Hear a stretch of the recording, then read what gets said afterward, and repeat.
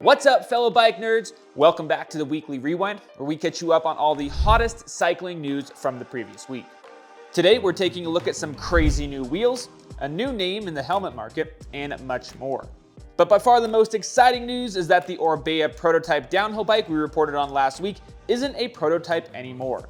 Meet the all-new Orbea Rallon, a 200mm downhill bike with some pretty awesome tricks up its sleeve. The biggest of these is most certainly its ability to transform into a 170mm enduro bike as well. This is done by switching out what Orbea is calling their gravity link, which is a plate that bolts into the carbon fiber frame to form the lower shock mount. There are actually 3 separate gravity links that will allow for different wheel size and suspension kinematics. You've got the 27.5-inch downhill version, the 27.5 enduro, and the 29-inch enduro. That's just the start of the customization, because on each of those gravity links is another flip chip, allowing you to adjust bottom bracket height and further fine-tune the suspension progression rate. Another interesting feature located on the gravity link is an integrated clip that allows you to mount weight down low on the frame.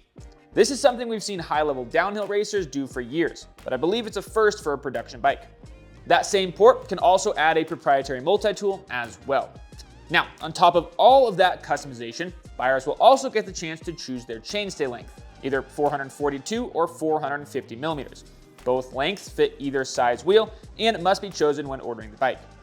In addition to the huge range of adjustment that comes with that gravity link, another advantage is that it lets the shock sit super low in the frame. That lower shock mount is essentially at the bottom of the down tube. Not only does this lower the center of gravity, but it also allows for a ridiculously low standover height while still leaving room for a full-size bottle and in-frame storage. So yes, for all of us park riders who have been wanting to have a little snack box and a water bottle mount in our downhill bikes, now we can. Another advantage of that suspension platform is that it allows for a very straight seat tube, meaning long travel dropper posts should be an option on all frame sizes. As of right now, the Rallon is available in 3 different enduro builds, ranging from $5,700 to $10,000, and a single 8,300 downhill bike, with the top tier enduro option weighing 35 pounds or 15.9 kilograms, and the downhill bike at 36 pounds or 16.4 kilograms. I personally love just about everything going on here. For one, I think it's a great looking bike, but also the idea of blending the pedalability of an enduro rig with a full-fledged 200mm downhill bike is pretty awesome. And I expect we're going to see more bikes doing something similar in the near future. While on the subject of race bikes, we might as well talk about the 50th anniversary special edition version of the Pinarello Dogma F. The bike's blue and silver livery pays homage to the brand's first Grand Tour winner under Fausto Bertoglio at the 1975 Giro d'Italia. Pinarello's president, Fausto Pinarello, said, quote, "We are proud to mark such a landmark moment in Pinarello's history. Fausto Bertoglio's victory in 1975 was one of grit, determination, and incredible panache." To further pay homage to this special milestone, the Ineos Grenadier team actually rode this special edition bike at the 14th stage of the Giro d'Italia this past weekend. If you also want to join in on the fun, then you better act fast, because only 100 units of the Dogma F Special Edition will be available to purchase. New bike number 3 comes from Pivot, who just released the Shuttle SL AM. The bike is aimed squarely at riders who want the capability of an aggressive E-MTB without the weight penalty. Despite having 150mm of travel and a 160mm fork, the top tier build comes in at just 40 pounds or 18 kilograms. What's even more impressive is that that's with a 400 watt-hour battery, rather than the 350 or so watt-hour variants spec'd on other welterweight E-MTBs. Powering the Shuttle SL AM is Bosch's Performance Line SX, which has 55 Nm of torque and 600 watts of peak power. Unsurprisingly, Pivot's legendary attention to detail can be seen throughout the bike as well, with features like custom-tuned stiffness per frame size and the ability to run either a 27.5 or a 29-inch rear wheel via a flip chip located on the rocker link. What also shouldn't come as a surprise is the high price tag, with the top-tier 40-pound build listing for a whopping $13,000. The 4th and final new bike we saw come out last week is an aluminum version of the Kona Ouroboros.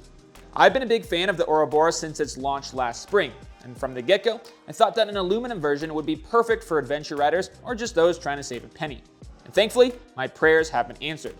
The new bike retains the same category blending geometry, with numbers like a 68.7 degree head tube angle, 445mm chainstays, and a 391mm reach on the size large.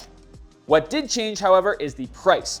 As of right now, there's just one complete bike built up with that aluminum frame, and that lists for $1,900. making it one of the few suspension-equipped gravel bikes for under $2,000. For that price, you get a 40mm Suntour GVX gravel suspension fork, 50mm Maxxis Ravager tires, a 10-speed microshift sword group set, and even a 125mm Trans-X dropper post. Another welcome addition for the adventure and bikepacking crowd is that this new aluminum frame has rack mounts in the rear triangle, something that was missing from the carbon bikes. Frame sets, which include the aforementioned 6061 aluminum frame and Kona's full carbon Ouroboros fork, also list for $1,150. Moving on now to components. And up first, we have another example, the cycling industry's never-ending attempt to add batteries to literally everything.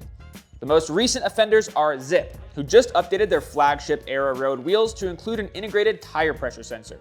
Both the new 353 NSW and 303 SW feature a handful of updates that alone push their performance over their respective predecessors.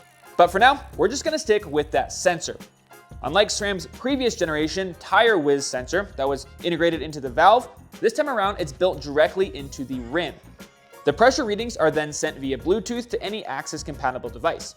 There's also a built-in LED light, which will go from green to red when the pressure falls outside the user's specified range. This would be particularly helpful for me, seeing as the PSI scale has all but completely rubbed off of my 10-year-old floor pump. But in all seriousness, it's a bit hard for me to wrap my head around who this product is for. Usually, when we think of these high-end, cutting-edge technologies, think of elite cyclists. But in this case, I wonder if the slight weight penalty associated with it would be a deterrent. Let me know what you think in the comments. In other wheel news, Hunt just released what they're claiming to be the strongest carbon fiber mountain bike wheel on the market. The proven carbon Enduro H-Core wheels feature Hunt's H-Core technology, a pre-formed carbon reinforcement that's molded into the rim circumference. If this sounds familiar, that's because Hunt used the same technology in a trail-focused wheel set earlier this year. Now, if you're anything like me, you might be wondering why go through the trouble of taking a piece of carbon fiber and embedding it within another piece of carbon fiber.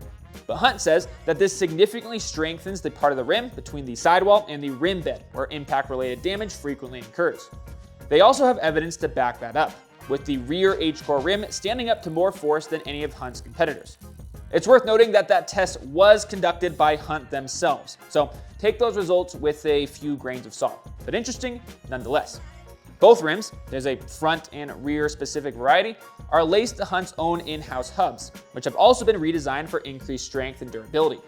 Weights come in at 1,110 grams for the rear wheel and 846 grams up front, which is on the heavier end of the spectrum for carbon wheels. But again, the goal here definitely seems like strength over weight savings. The wheel set lists for $1,499 and comes with a lifetime warranty and crash replacement policy for the original owner. Our final product highlight for this week comes from Ride Concept. But no, it's not a new pair of shoes. Ride Concept has actually officially entered the helmet market, starting off strong with two new models, the Deploy and the Descent. The Deploy is a lightweight, well-vented trail or cross-country helmet weighing in at 400 grams. The Descent trades a bit of added weight, comes in at 420 grams, for more coverage and a few more features, including purpose-built goggle or glasses storage, a fidlock buckle, and an improved micro-adjust system. Regardless of which helmet you go with though, you will be getting MIPS Evolved Core to protect against rotational impact.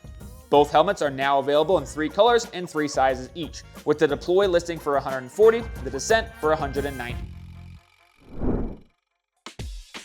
It's time now for our deal of the week, where I've perused the 99 Spokes deal page and picked my favorite. This time around, it's a doozy. Jensen is offering 40 to 50% off a huge selection of SCOR mountain bikes, including various builds of the 2030, 4060, 4060 e-bike, and the 6080 e-bike. In case you're unfamiliar, SCOR is a division of BMC, and they handle the brand's more rowdy side of mountain biking. And I've been a big fan of their models since they first started coming out a few years ago. If I had my pick of any of the bikes currently for sale on Jensen's site, it would have to be the 2030 GX. The 120-130mm suspension platform looks to be super playful, and the build, including SRAM's ultimate suspension, DT Swiss XM 1700 wheels, and a dialed SRAM group set, is a killer deal for the sale price of just under $4,000. Another insane deal is the 4060Z ST-NX, a well-equipped carbon fiber E-MTB for just $4,500. I've left an affiliate link to check out the bikes at Jensen USA down there in the description. Remember all those great deals on SCOR bikes I was talking about a moment ago? Well, turns out there might be a bit of a gloomy underlining behind all of that. That's because SCOR's parent company, BMC, seems to be going through a rough patch. There are reports that the Swiss company is expecting to cut as many as 40 jobs from its worldwide operations. That's no small number for a company that claims to employ just 160 people globally. BMC expresses sadness over the decision, but asserts that, quote, in order to ensure sustainable competitiveness and put the company back on a sound economic footing, additional cost-saving measures were necessary. So let's circle back then to those SCOR bikes I mentioned from the deal of the week. If I had a guess, and please take it at just that, a guess, it'd be that Jensen acquired those via a liquidation sale and that BMC may be folding SCOR back into one single company. Hopefully, that doesn't mean that we're going to be losing bikes like these down the road in the future, but if you're like me and you've been fanboying SCOR's bikes for a while, might not be a bad idea to pick one up now. Not only are they cheap, but they might not be here for long. Thankfully though, we do have some good industry news this week as well. And that's that Revel Bikes is officially back, and now under the ownership of the brand's founder, Adam Miller. This comes after news just a month ago that Revel would be ceasing operations, owing over $8 million to the bank. According to Brain, Miller acquired Revel via an Article 9 sale, which means the company's debt won't be coming with it. Back at the helm of the company he started, Miller isn't wasting any time making some pretty big decisions. The first of those being that Revel Bikes will now be sold exclusively as a direct-to-consumer brand. Another big change is that they are leaning further into their Taiwanese manufacturing assembly. Now, international customers can order a bike and have it built and shipped directly from Revel Bikes Taiwan. According to Miller, this allows for more flexible inventory planning and eliminates the headache of navigating recent tariff changes. Bikes bought in the US will still be assembled and dispatched from Revel's Carbondale, Colorado headquarters. I'm sure that some of these decisions won't be the most popular by everybody, but they seem smart given the uncertain state that the cycling industry is in. And we wish all the best to Miller and the rest of the folks there at Revel. Time now to wrap up by sharing a little something that got me stoked, and I hope will do the same for you. This time around, we're talking about racing. Last weekend, we saw not only the second round of Crankworx, but also the third round of the UCI XC World Cup. The latter of these offered epic trail conditions, beautiful weather, and some of the most dramatic finishes of the season. On the women's side, Mondraker's Mona Mitterwaldner outsprinted Samara Maxwell to the line.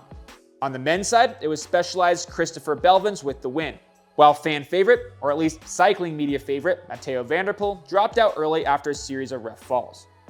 Meanwhile, on the gravity side of things, we had Crankworx Cairns. The first big race of the event was the downhill, which was won by Jackson Frew and Sharon Ahern. Next was an all-new event called Full Tilt, which is essentially a three-man version of Four Cross. The inaugural race saw a pair of riders better known on the BMX side of things, Josh Jolly and Sabina Kosarkova, beat out classic Crankworx favorites. But turns out Sabina was just getting started because she also won dual slalom and pump track. On the men's side of things, these were taken by Tegan Cruz and JC Cunning respectively. Last but not least, Alma Wigberg blitzed the female slopestyle event with 2 flip combos and a huge sui over the manual pad on the first jump, scoring her a 90.5. Tim Bringer, who's been on a roll this year, took home the repeat victory with his trademark powerful approach to slopestyle. And I think that seems like a great place to leave this week's episode of the Weekly Rewind. If you haven't done so already, I'd appreciate it if you take a second to like this video and subscribe to the 99 Spokes channel, where we upload a video like this every Monday. Until then, remember that bikes are for everyone. Have fun out there.